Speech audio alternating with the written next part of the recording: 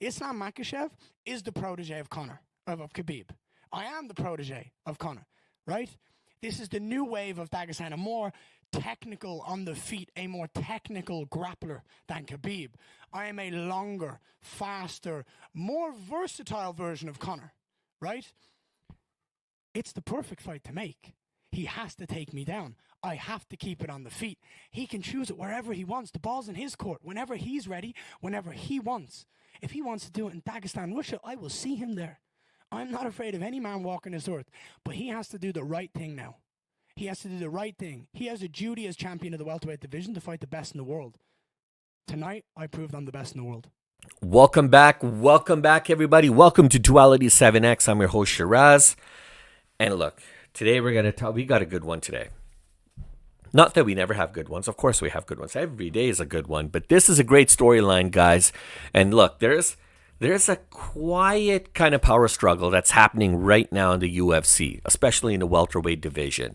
And it's not all about rankings, guys. Contrary to what a lot of people think, it's actually more about what and who sells. It's about who gets protected and who the UFC actually wants carrying the division next. So now, according to Ian Machado Garry's head coach, Diego Lima, he believes that the fight to make at 170 pounds is not Kamaru Usman, okay? It's not a legacy pick. It's not a nostalgia fight. It's Ian Garry versus Islam Makhachev. And this is coming straight from the lips of Diego Lima, who happens to be Ian Machado Garry's coach. And the reasoning says a lot more about the UFC than it does about either fighter, guys. So this is really, really interesting, guys. Diego Lima didn't even hedge. He didn't even dance around it, guys. After Garry went 10-1 in the UFC, beating Carlos Prates and Bilal Muhammad in 2025, Diego Lima says Diego Lima says that the path is absolutely clear. And that Garry actually lost a short notice fight to Shavkat Rakhmonov, and the only loss of Ian Machado Garry's career. But the context matters here, guys. And you guys know about Shavkat because, I mean, he's injured. He has to go for, I believe, surgery or something. He's going to be out for quite some time. So it's unfortunate for him.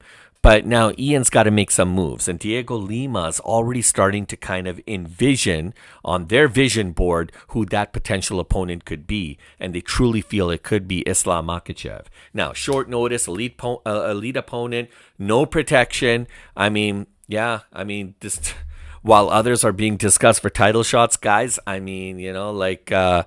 and I'm talking about guys with probably thinner resumes. I mean, Diego Lima says that the math doesn't necessarily add up. And this is why he wants to make sure that his fighter is having an opportune moment and has all the necessary options available to him because he feels that he deserves it. Now, the name that keeps popping up.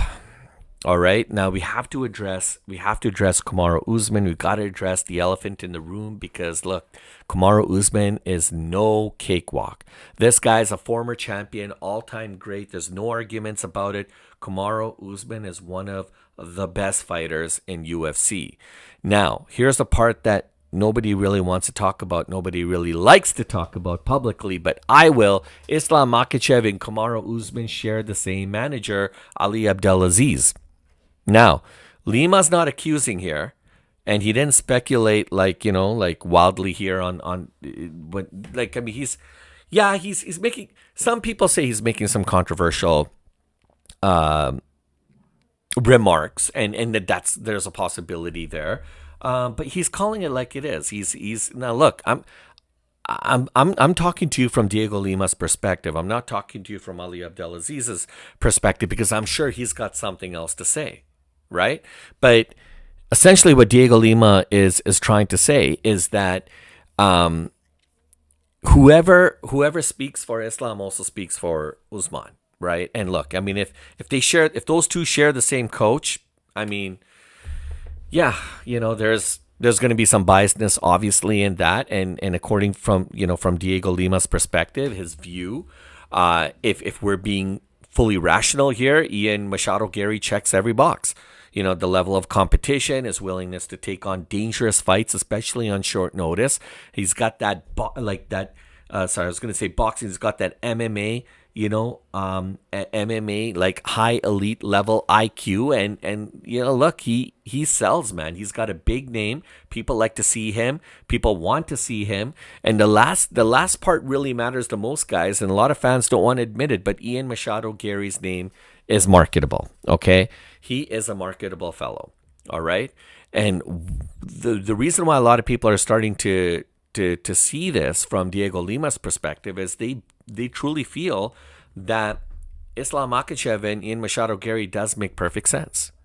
And this is not just about hype, or a lot of people may say, oh, it's all just hype and everything. Well, at some point that hype actually can turn into reality, and that reality turns to fruition, and next thing you know, we've got a fight, right? And so like Lima truly believes that Garry versus Makhachev would be a thinking man's fight. These are two fighters who are very skilled. We'd probably see a masterclass MMA fight and a very strategic battle where, to be honest, it's not brawn, but it's brains over brawn that would probably be the deciding factor in this fight. Because these guys are very tactical, they're strategic, and they're very meticulous in how they approach their fights. So everything would be more from a strategic kind of a perspective, not just balls to the wall and let's go into the ring and let's just duke it out. These guys aren't those fighters.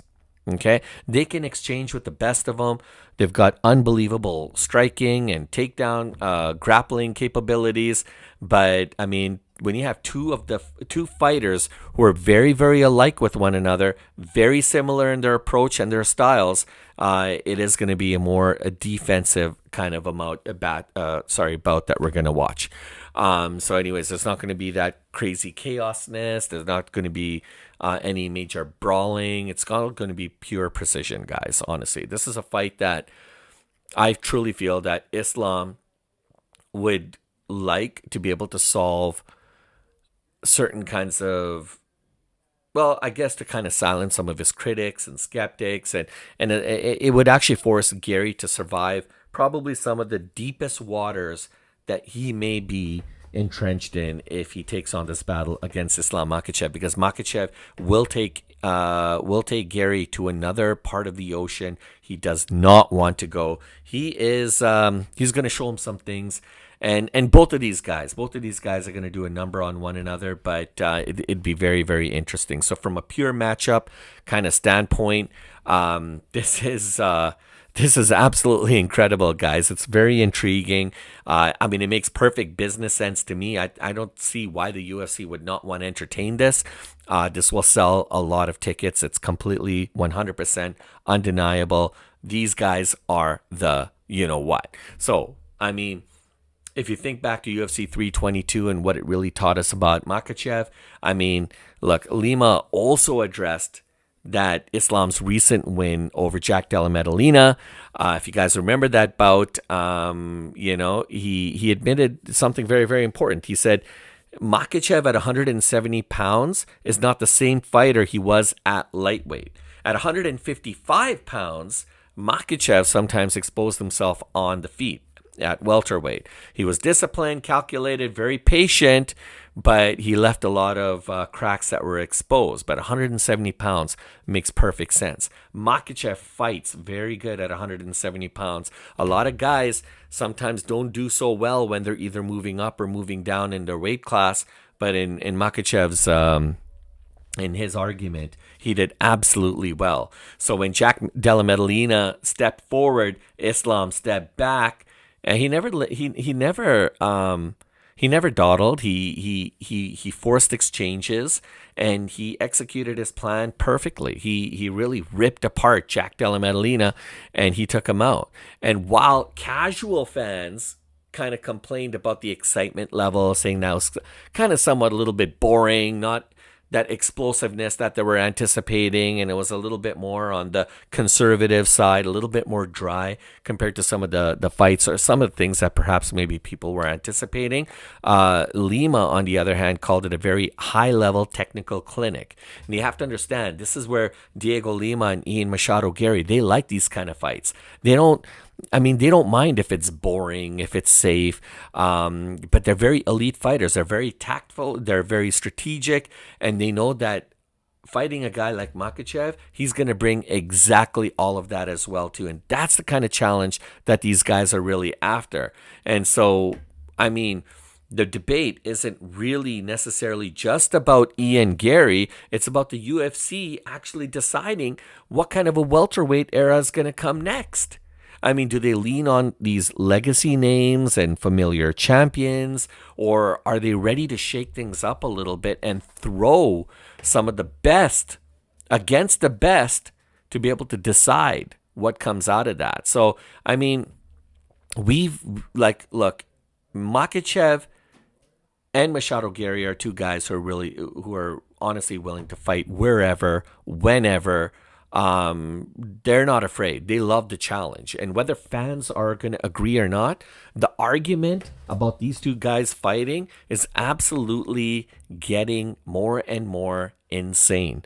And when I say insane, not in a bad way, it's starting to really pick up a lot of steam, pick up a lot of hype, and the UFC is all about the hype, guys. So if the UFC wants a fight that's going to blend a lot of skill, strategy, marketability, and future investment, this is the fight, guys. This is the fight that I would put my money on. Ian Machado Garry, Ian Machado Garry versus Islam Makhachev could probably be one of the most viable fights that we see this year, and it might actually be inevitable. And so I'm super excited about that. I'd like to hear your thoughts and comments. Let me know what you guys think. If you guys enjoy this breakdown, if you guys are rocking with the real fight analysis and not just headlines, guys, make sure you smash a like and subscribe, and let me know in the comments what you guys think. Is it Ian Machado Garry or Islam Makhachev that you favor if these guys actually do get together and fight? So is Garry the kind of guy that deserves a shot, or do you think the UFC is going to start skipping steps again potentially and match up other fighters? I mean, the UFC does what the UFC wants to do, but I want to hear your thoughts, your comments, guys. This is about you. It's about what you guys think, and that's how we come up with our storylines. I'm Shiraz. I'm your host. This is Duality 7X. I'll catch you guys on the next one.